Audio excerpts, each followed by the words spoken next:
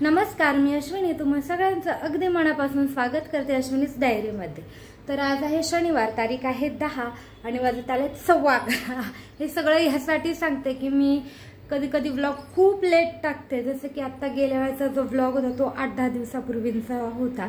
तो व्यवस्थित voice over केला नव्हता, त्यामुळे मी तो अपलोड केला नव्हता.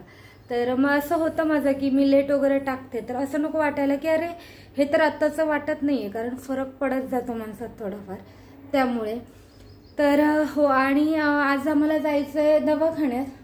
1:15 झालाय पण अजून आमचा तपास नाहीये, कारण हे गेलेत बाहेर. यांचं आज गेट टुगेदर होतं 10th म्हणजे 10वीचं. तर तिकडे गेलेत, सकाळीच गेलेत 9-9:15ला.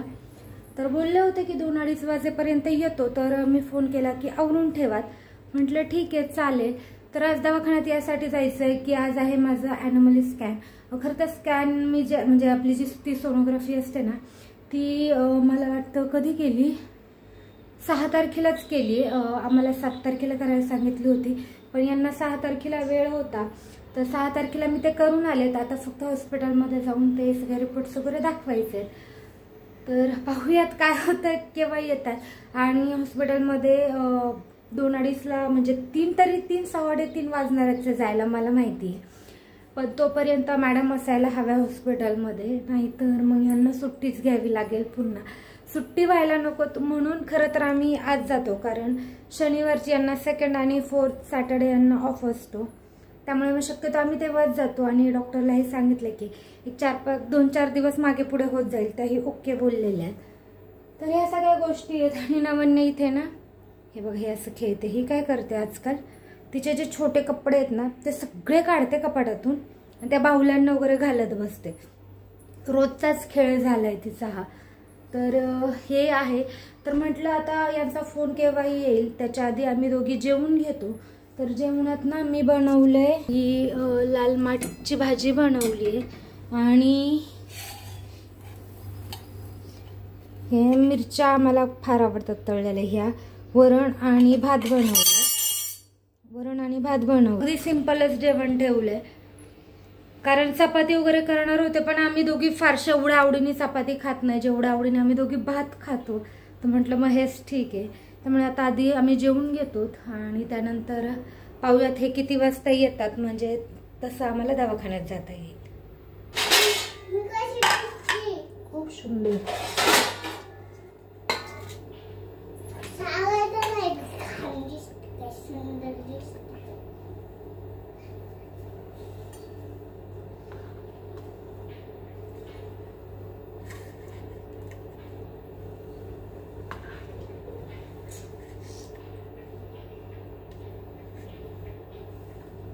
तर हे झालंय आमचं जेवणाचं ताट तयार. या साईडने ना कलर जो येल्लो असतो ना तो नीट दिसतच नाही, माहीत नाही का, बहुतेक प्रकाशामुळे असेल.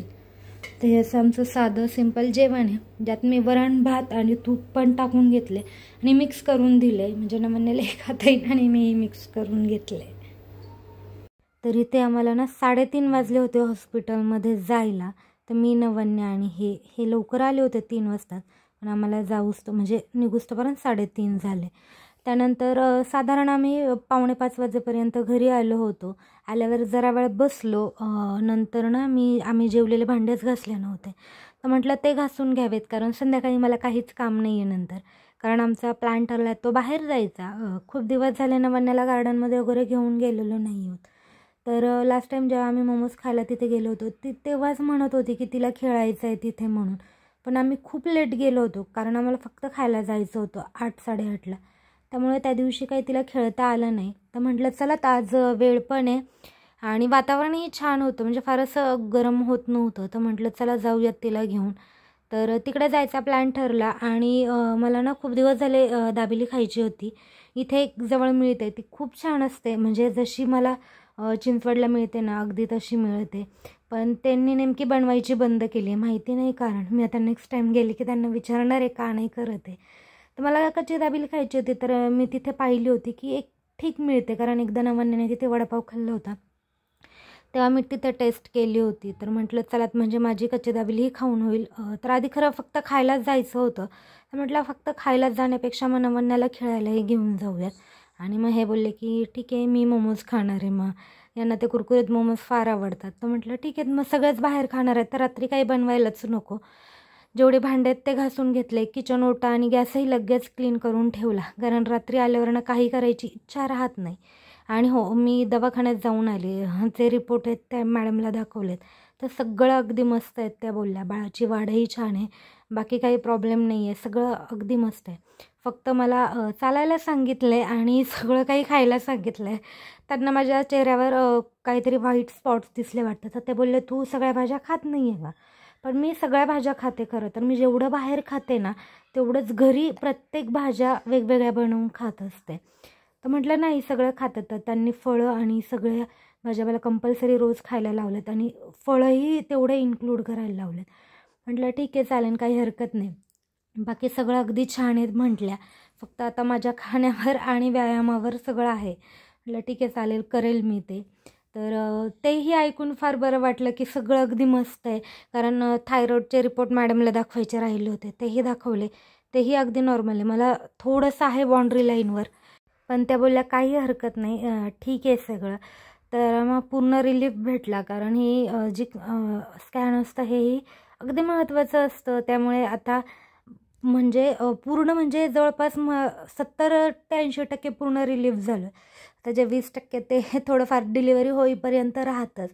तर म्हटलं चलात मग. आणि हे शनिवार रविवार म्हणजे माझा बाहेर खायचाच दिवस असतो, पण मी आता कमी करायचं ठरवलं आहे. गेल्या शनिवार रविवारी अजिबात बाहेर गेलो नव्हतं आणि आजही फक्त आजच जाणार आहोत. उद्या जो रविवार आहे तो आम्ही पूर्ण घरीच घालवणार आहोत. म्हणून म्हटलं चला जाऊयात. तर मग मी पटपट आवरून घेतलं, बाकीचं आता काही करायचं नव्हतं, फक्त भांडे वगैरे सगळे आवरून घेतले. आणि भांडे घासायचंही मला फार कंटाळा येतो खरं तर, कारण थोडंसं खूप याचा त्रास होतो आणि तसंही मला भांडे घासायला पहिल्यापासून फारसे आवडत नाही. आणि हे जे दुधाचे पातेले असतात ना ती डबल क्लीन करावी लागतात, तेव्हा छान असे क्लीन होतात, म्हणजे व्यवस्थित निघतात. तर मी आधी एकदा घासून घेते आणि धुवायच्या वेळेस पुन्हा एकदा घासते.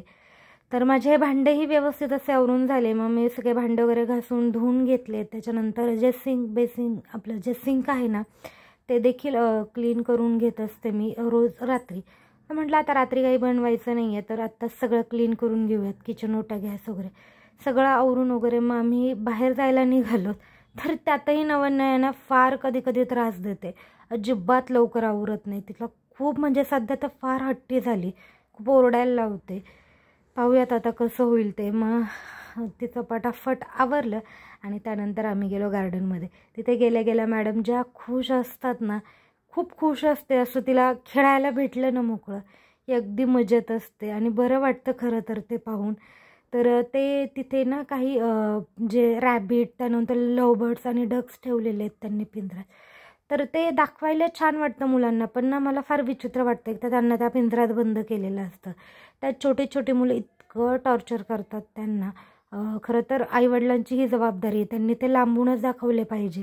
मुलं खूप खूप म्हणजे खूप त्रास देतात खरं तर त्यांना. ते बघून कधी कधी ना खूप असं राग येतो, पण काय करणार, ज्याची त्याची जबाबदारी ज्याने त्याने स्वतःहून घ्यायला हवी.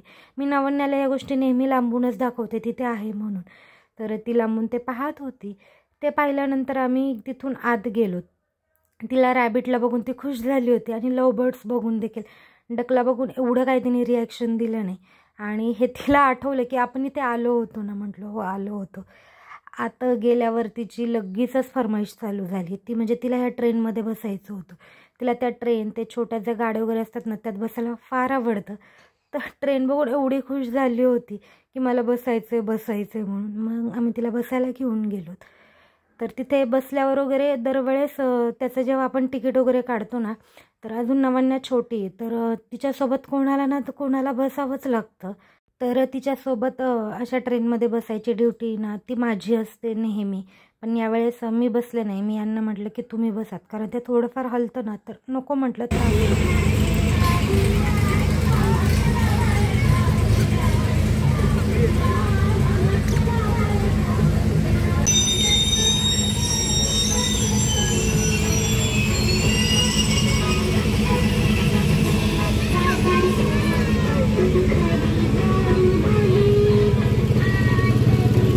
आणि हे हे झाल्यानंतर ती बाकीच्याही गोष्टी भरपूर खेळल्या आणि भरपूर दमली होती.